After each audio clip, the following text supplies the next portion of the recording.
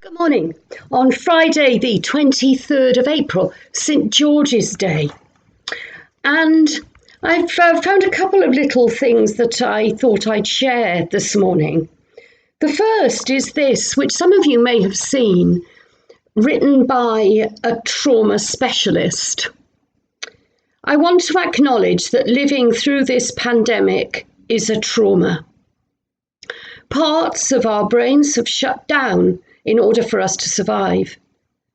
As a result, many are not able to fully process a lot of what's going on around them. Feeling somewhat numb and out of touch with our emotions is normal, especially if we've lived through trauma before.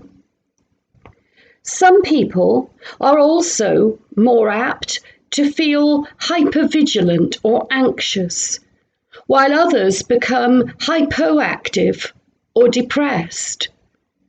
Neither means anything other than indicating your predisposition to dealing with extreme stress. In-depth processing of trauma often happens years later when we feel emotionally safe to deal with it.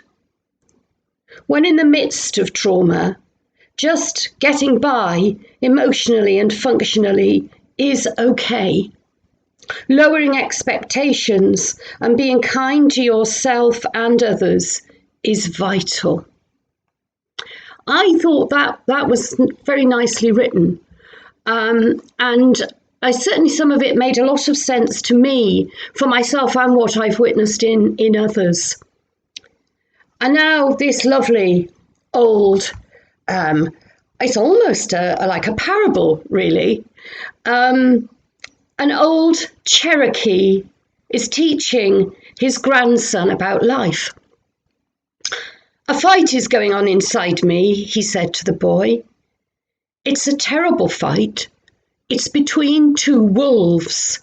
One is evil.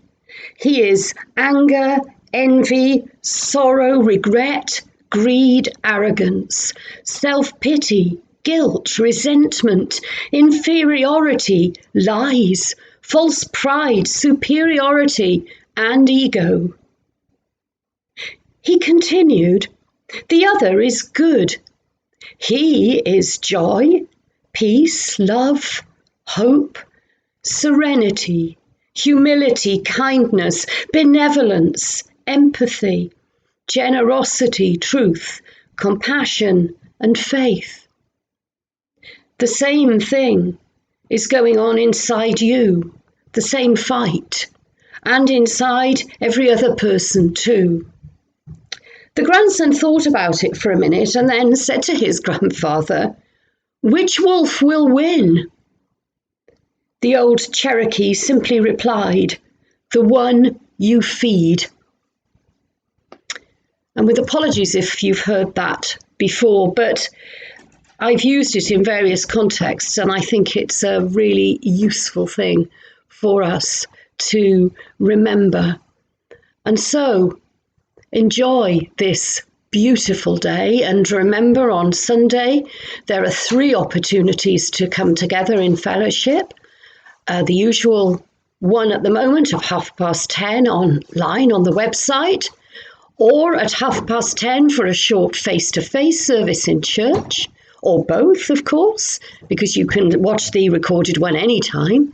And then at 5:45 on Zoom, and that link has come out to you and is on the website as well. And that will also be recorded and be put onto the website for you to revisit if you want to. God bless.